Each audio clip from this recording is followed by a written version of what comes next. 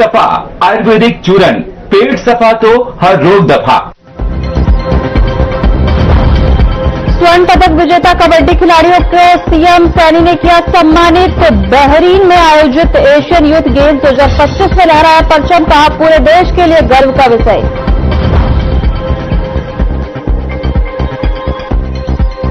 हरियाणा विधानसभा का शीतकालीन सत्र 18 दिसंबर से होगा शुरू। प्रश्नकाल के लिए सोमवार को निकाले गए ड्रॉ। 24 विधायकों के साथ प्रश्न कार्यवाही में होंगे शामिल।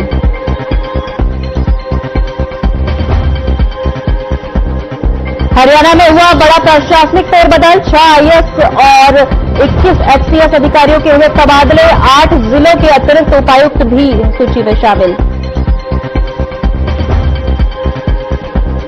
गुरुग्राम पुलिस ने की बुलडोजर कार्रवाई। 2 अपराधियों की जमीन पर चला पीला पंजा। 400 गज जमीन पर बनाई हुई थी अवैध मार्केट।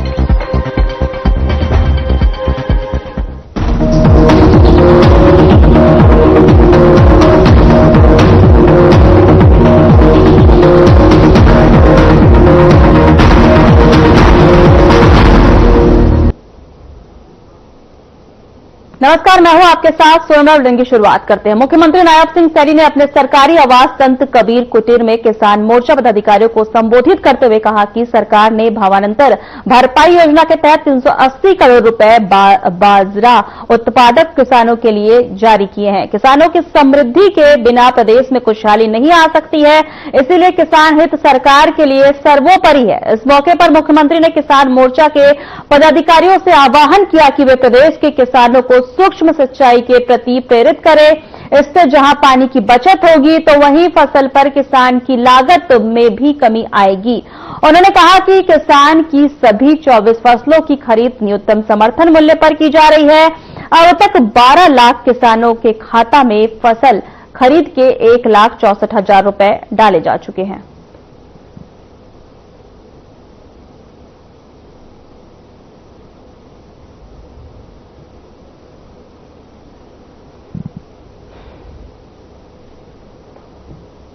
मुख्यमंत्री नायब सिंह सैनी ने बहरीन में आयोजित एशियन यूथ गेम्स 2025 में स्वर्ण पदक जीतने वाले लड़के एवं लड़कियों की भारतीय कबड्डी टीमों के सदस्य रहे हरियाणा के खिलाड़ियों के एक प्रतिनिधि मंडल को सम्मानित किया। खिलाड़ी मुख्यमंत्री से चंडीगढ़ स्थित आवास संत कबीर कुटीर में मिले। इस अवसर पर मुख्यमंत्री ने टीम के कप्तान निशांत राठी सहित सभी खिलाड़ियों को उनकी ऐतिहासिक उपलब्धि के लिए बधाई दी। मुख्यमंत्री ने कहा कि अंतर्राष्ट्रीय मंच पर भारत और हरियाणा का नाम रोशन करने वाले युवा खिलाड़ियों से मिलना उनके लिए अत्यंत हर्ष और गर्व का क्षण है। साथ ही उन्होंने कहा कि यह जीत केवल एक खेल प्रतियोगिता में विजय नहीं, बल्कि हरियाणा की ग्रामीण संस्कृति, कठोर अनुशासन, मजबूत इच्छा शक्ति और युवाओं का जुझारू भावना की जीत है।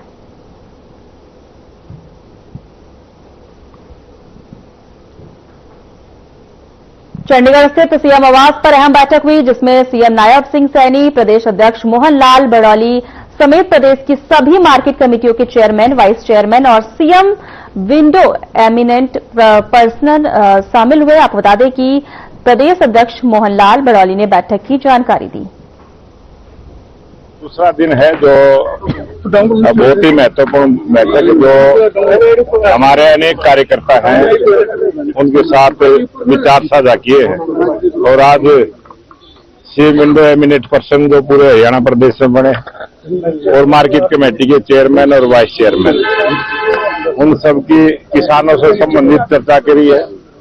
और सीएम विंडो में जिस प्रकार से शिकायतें आती है उनका निवारण समय पर हो, जल्दी हो और पारदर्शिता के आधार पर हो, सबको न्याय मिले। एक बहुत बड़ी योजना जो मुख्यमंत्री जी की है उस पर भी आज पूरी विस्तार से चर्चा हुई है। और भारतीय जनता पार्टी का ये काम करने का सिस्टम है कि अपने कार्यकर्ताओं को जिम्मेवारी का एहसास कराते रहे और उनको एक काम करने का तरीका भी समझाते रहे। उस प्रकार की ये 2 दिन की कार्यकर्ताओं के साथ 1 to 1 मुख्यमंत्री जी की बैठक रही है। और इसका आने वाले समय में हरियाणा के 3 करोड़ लोगों को इसका लाभ मिलेगा। और भारतीय जनता पार्टी की जो तीसरी बार की सरकार जो माननीय मुख्यमंत्री नायब सिंह सैनी के नेतृत्व में चल रही है, 3 गुना गति के साथ हरियाणा में विकास के काम हो, इस सोच को लेकर हम इस काम को आगे बढ़ा रहे हैं।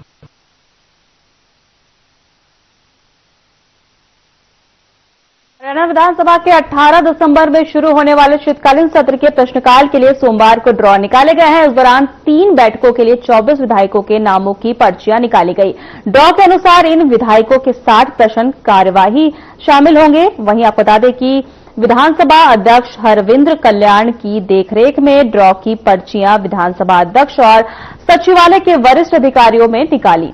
विधानसभा अध्यक्ष हरविंद्र कल्याण ने बताया कि शीतकालीन सत्र के लिए अभी 188 तारांकित और 82 अतारांकित प्रश्नों की सूचनाएं विधानसभा सचिवालय को प्राप्त हुई है। अभी तक मिली सूचनाओं के आधार पर 81 तारांकित तथा 30 अतांत्रिक प्रश्न स्वीकृत हुए हैं।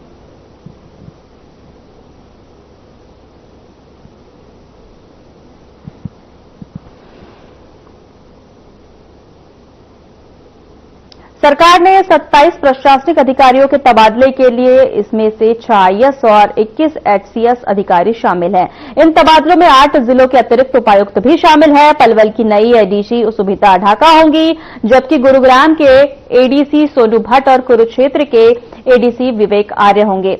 इसके अलावा योगेश मेहता करनाल के नए एडीसी नियुक्त हुए हैं।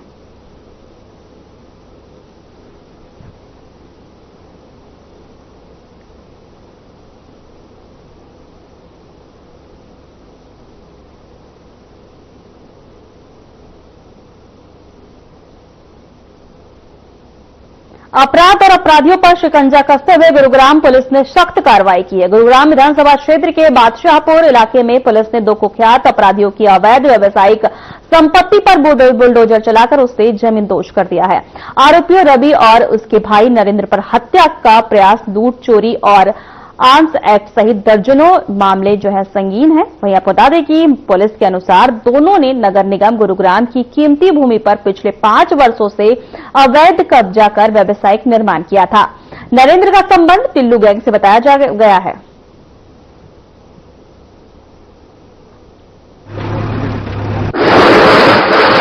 आपको बता दें कि 2 अपराधियों की जमीन पर बुलडोजर चला है। गुरुग्राम में 400 गज जमीन पर बनी थी अवैध मार्केट।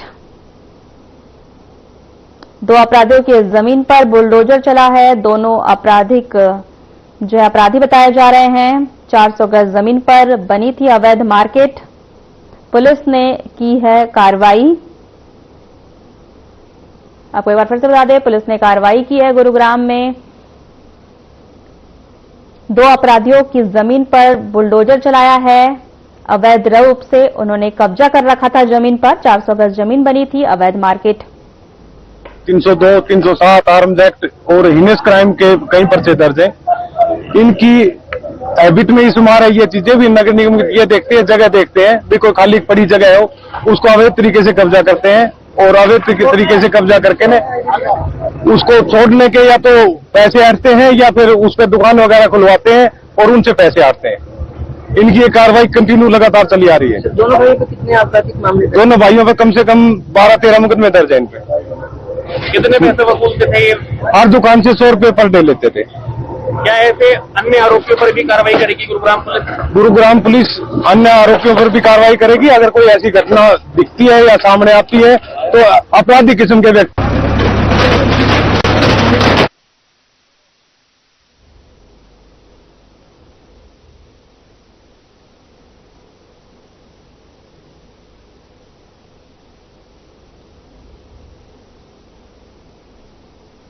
डीटीपी एनफोर्समेंट फरीदाबाद ने आज बड़ी ताबड़तोड़ कार्रवाई की है। नेशनल हाईवे से सटे कैली गांव के पास अवैध रूप से विकसित की जा रही व्यवसायिक कॉलोनी पर पीला पंजा चला।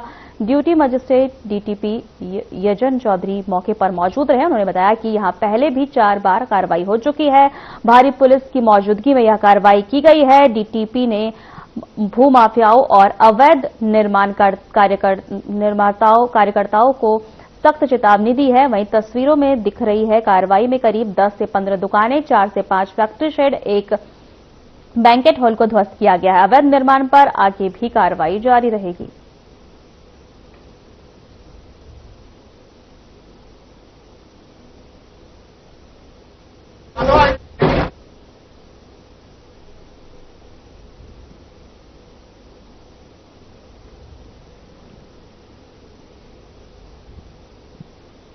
आवट करता हुआ है। यहाँ पे 18 एकड़ के आसपास की कॉलोनी थी, ज़्यादातर इंडस्ट्रियल, कुछ कमर्शियल एस्टैब्लिशमेंट्स थे। तो हमने एक्सप्रेसवे के साथ से लगते हुए जितनी भी दुकानें या इंडस्ट्रीज थी सब पे कार्रवाई करी है। और ये यहाँ पे कोई पहली कार्रवाई नहीं है, चौथी डेमोलिशन है। इससे पहले आखिरी बार 31 अक्टूबर 25 इसी साल यहाँ पे कार्रवाई करी गई थी। ज्यादातर लोग मान गए, बट बहुत सारे ऐसे थे जिन्होंने वायलेशन को कंटिन्यू रखा। जो पहले यहाँ तोड़फोड़ हुई थी उसको रिपेयर करा लिया। इस वजह से आज डिपार्टमेंट ने दोबारा से रीडेमोलिशन यहाँ पे करी है। सर, लगभग आज जो डेमोलिशन ड्राइव चलाई गई, कितने निर्माण जो है तोड़े गए हैं? आप अंदाजा मान लीजिए 10 से 15 के बीच में दुकानें या कमर्शियल यूनिट्स थे, और इंडस्ट्रीज 5-6 थी जिनको हमने डिमोलिश कराया।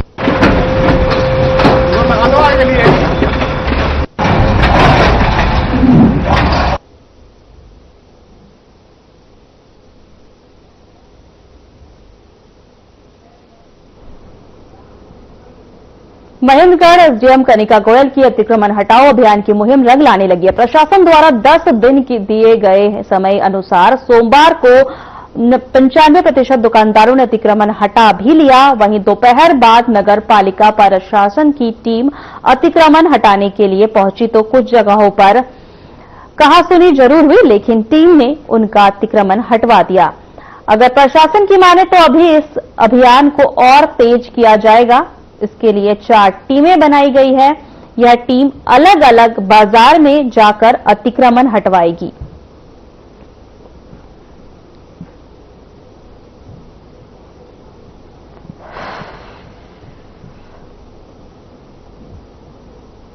आदेश हुए थे कि सभी अपने अपने बरामदे खाली कर दीजिएगा, और अभी देखिए 8-10वां दिन है।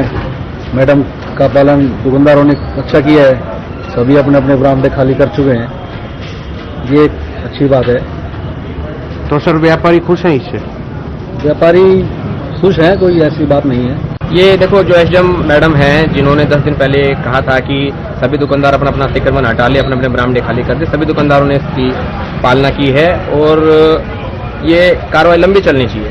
ये नहीं कि 3 दिन बाद सुस्त हो जाएं, सभी दुकानदार वापस अपनी जगह चले जाएं। इससे क्या है, दुकानदारों को हरासमेंट होती है, सामान कभी अंदर करना कभी बाहर करना। तो सर जैसे कि देखने में आ रहा है, ये कम्प्लेक्स के बरामदे तो खाली हो गए, लेकिन जो बरामदे तो शेर सब्जी मंडी का जो गेट है वहां तक अतिक्रमण अभी हर जगह का अतिक्रमण हट रहा है, धीरे धीरे हट जाएगा, समय लगता है। कमला भवन के बाहर भी देखो, आपने देखा होगा कितना भारी अतिक्रमण है। मेरी यही प्रशासन से उम्मीद है कि मेरा ये मैसेज है एसडीएम महोदय के पास जाए, कमला भवन के बाहर का भी अतिक्रमण जरूर हटवाए। तो ये जो कार्रवाई हुई इसमें व्यापारी खुश है? व्यापारी बहुत खुश है, अगर ये परमानेंट रहे तो। ये नहीं कि एक हफ्ते बाद दोबारा वहीं आके टिक जाए। तो जैसे आप इसको देख रहे हैं, सबसे पहले तो मैं शहरवासियों को, व्यापारी साथियों को, सभी शहर में रहने वाले नागरिकों को, अपने म्यूनिसिपल कमेटी के मेंबर्स को, स्टाफ को, सबको धन्यवाद देना चाहूंगी कि आज शहर की अगर आप जाके देखें तो काफी इम्प्रूवमेंट है।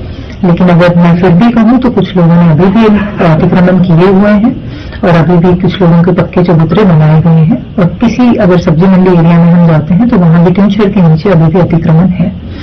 तो उसके लिए अगर मैं कहना चाहूँ तो 4 दिन का समय हमारे द्वारा फिर दिया जा रहा है।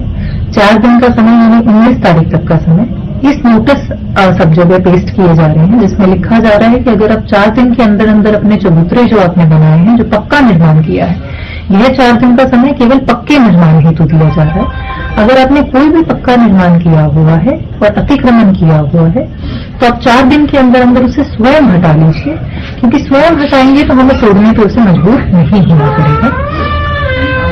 और सब्जी मंडी के अंदर जिसने टीन शेड के नीचे जिन्होंने क्रेट्स रखे हुए हैं, अपना सामान रखा हुआ है, इसे भी आप 4 दिन के अंदर अंदर हटा लीजिए।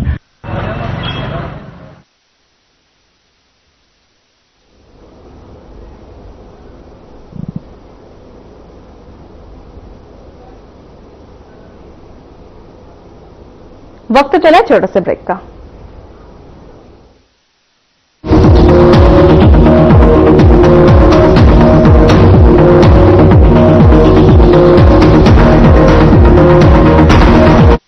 लोग सेहत बनाने के लिए क्या क्या नहीं करते, जिम जाते हैं, कसरत करते हैं, काजू बादाम प्रोटीन के डिब्बे तक घोल घोल कर पीते हैं, फिर भी उनकी सेहत नहीं बनती, क्योंकि उनका पाचन तंत्र खराब है।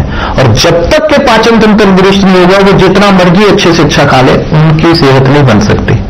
इसलिए हमारी संस्था सन्यासी आयुर्वेदा ने एक ऐसी दवा का निर्माण किया है जो कि आपके लिवर को, आपके पाचन तंत्र को दुरुस्त करने का काम करती है, ताकि आप जो भी खाएं उसका पूरे का पूरा निचोड़ आपके शरीर को लगे, आपकी भूख बढ़े, खाया पिया सही से लगे, नया खून बने, हड्डियों में जान आए, वजन बढ़े और आप मोटे तगड़े खूबसूरत पर्सनैलिटी के मालिक बन जाए। सिर्फ 655 रुपए की पूरे एक महीने की दवा होती है और आप इसे घर बैठे 01145454545 पर फोन करके दवा मंगवा सकते हैं। बेमौसम बारिश, आंधी और तूफान की चिंता भूल जाओ, फसल बीमा कराओ, सुरक्षा कवच पाओ, प्राकृतिक आपदा हो या कोई दुर्घटना, उसकी चिंता से भी मुक्ति पाओ। पीएम फसल बीमा योजना से करीब 2 लाख करोड़ रुपए क्लेम के रूप में किसानों को मिले हैं। मेरा नाम सुनील है, हरियाणा डिस्ट्रिक्ट से बिलोंग करता हूँ। मेरे पास 12 एकड़ जमीन है। अब की बार मैं टोटल नुकसान मानता हूँ मौसम परिवर्तन का, यानी कीटों के कारण लगभग 50% नुकसान हुआ है। ये फसल बीमा स्कीम बहुत ही बढ़िया स्कीम है। पिछली बार किसानों की 100% कॉटन खत्म हो गई थी, तो कंपनियों ने बीमा दिया है, किसानों को कुछ न कुछ भरपाई हो गई। मैं तो चाहता हूँ हर किसान को बीमा करवाना चाहिए। रबी फसल बीमा के लिए शीघ्र पंजीकरण कराएं। बैंक शाखा, बीमा कंपनी, कृषि ऋण समिति, जन सेवा केंद्र से संपर्क करें। फसल बीमा से संबंधित जानकारी के लिए हेल्पलाइन नंबर 14447 पर कॉल करें। फसल बीमा कराओ, सुरक्षा कवच पाओ। अब भी मजा आएगा ना वीडियो। पेट दफा, रोग दफा, सबको दफा, तुझको नहीं क्यों पता? अरे पेट दफा, रोग दफा। ये है उत्तराखंड, जहां पर्वतों की ऊंचाई जितनी प्रेरणादायक है, वहीं यहां के लोगों के सपनों में भी ऊर्जा की चमक है। प्रधानमंत्री नरेंद्र मोदी का हर घर सूर्य की रोशनी से ऊर्जा का सपना अब धरातल पर आकार ले चुका है। उत्तराखंड पावर कॉर्पोरेशन यूपीसीएल ने इस संकल्प को जीवन में बदल दिया है। मार्च 2027 तक 40,000 सोलर रूफटॉप संयंत्र लगाने का लक्ष्य था, पर मेहनत, तकनीक और जनता के साथ मिलकर अगस्त 2025 में ही इसे पार कर लिया गया। आज 42,000 से ज्यादा सोलर संयंत्र प्रदेश में स्थापित हैं, जो 156 मेगावाट से अधिक स्वच्छ ऊर्जा का उत्पादन कर रहे हैं।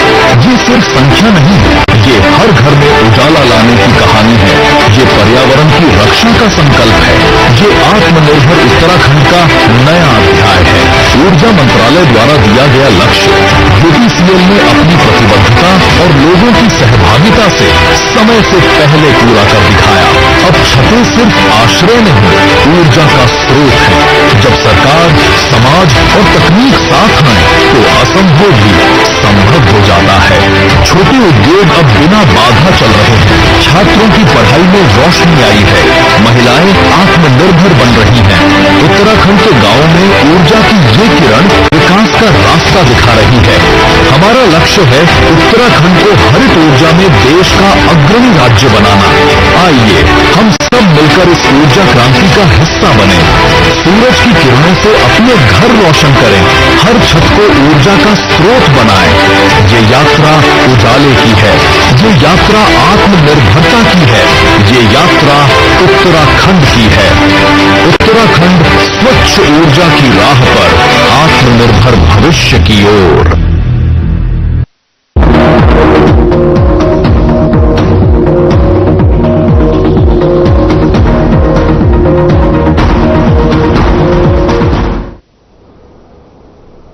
ब्रेक के बाद आपका स्वागत है। खबरों में आगे बढ़ते हैं। बुलेट बाइक से पटाखे चलाने के शौकीनों, अब हो जाओ सावधान। अगर बुलेट से चलाया पटाखा तो 10,000 और इससे भी अधिक के चालान के साथ बाइक से उतारा जाएगा पटाखा, साइलेंसर भी। यह कहना है कि हरियाणा के रेवाड़ी ट्रैफिक इंचार्ज का, जिनकी अगुवाई में शहर के विभिन्न चौराहों पर बुलेट बाइक से पटाखे चलाने वाले दोपहिया वाहन चालकों के न सिर्फ भारी भरकम चालान काटे जाएंगे, बल्कि उनकी बाइक के पटाखा साइलेंसर तक उतारकर ई-पाउंड करा दिए जाएंगे।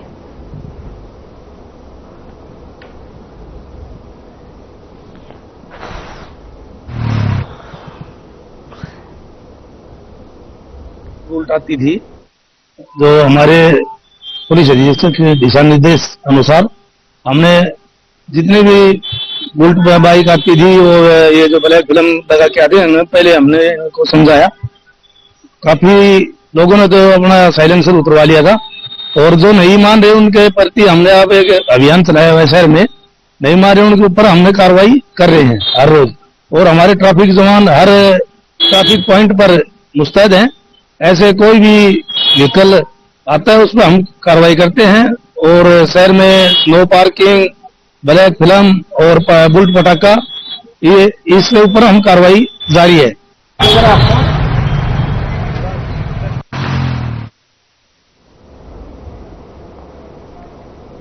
जहां एक तरफ पूरे भारत में ठंड और धुंध का कहर जारी है, तो वहीं दूसरी ओर हिसार में भी आज घना कोहरा देखने को मिला। घने कोहरे के कारण विजिबिलिटी कम होने से वाहन चालकों को बड़ी परेशानी हो रही है। जो लाइट जलाकर वाहन चला रहे हैं, आपको बता दें कि किसानों के लिए यह धुंध फायदेमंद साबित हो रहा है, क्योंकि इससे गेहूं की फसल को फायदा होगा। वहीं हिसार प्रशासन ने जनता से अपील की है कि वे धुंध में वाहन चलाते समय लाइट का इस्तेमाल करें, धीमी गति से चले और वाहन पर रिफ्लेक्टर का प्रयोग करें, ताकि दुर्घटना से बचा जा सके।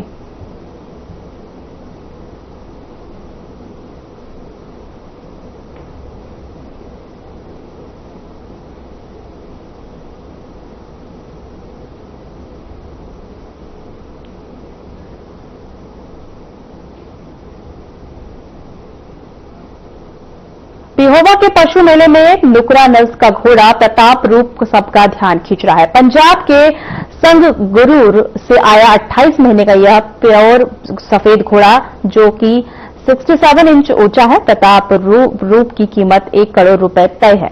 लेकिन उसके मालिक हरप्रीत सिंह और पिता निर्भय सिंह अभी इसे नहीं बेच रहे हैं। घोड़े की देखभाल के 3 लोग रखे गए हैं। प्रताप रूप को रोज नहलाया और तेल मालिश की जाती है। इसकी 3 टाइम डाइट विशेष रखी गई है। प्रताप रूप पर बैठकर मालिक गांव में गेड़ियां मारते हैं। अब वे खेती छोड़कर घोड़ों का व्यापार कर रहे हैं।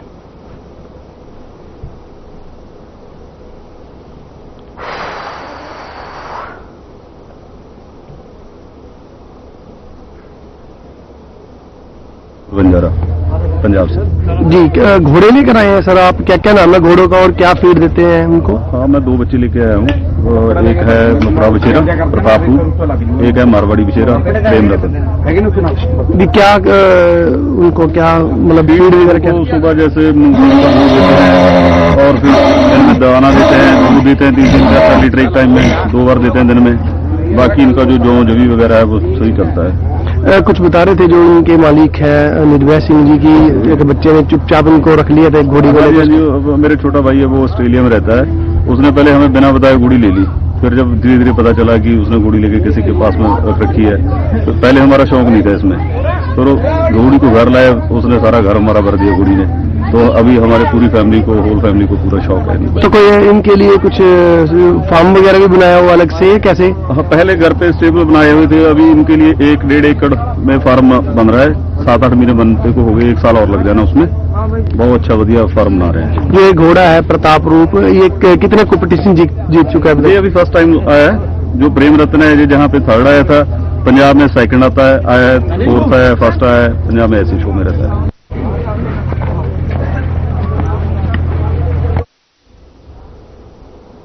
फरीदाबाद में सीएम फ्लाइंग की टीम ने मंगलवार को अचानक बल्लभगढ़ बस स्टैंड कार्यालय का निरीक्षण किया। इस दौरान टीम ने अलग अलग दफ्तरों की जांच की और ड्यूटी पर देर से आने वाले अधिकारियों की सूची तैयार की।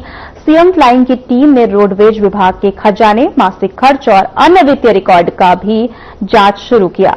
निरीक्षण से बस स्टैंड कार्यालय में हड़कंप मच गया। वहीं सीएम फ्लाइंग के डीएसपी साकिर हुसैन ने बताया कि समय समय पर इस तरह की कार्रवाई की जाती है। बल्लभगढ़ बस स्टैंड कार्यालय का निरीक्षण किया गया है और जांच अभी जारी है। जो भी कमियां या खामियां पाई जाएगी, उनकी रिपोर्ट बनाकर सरकार के उच्च अधिकारियों को भेजी जाएगी।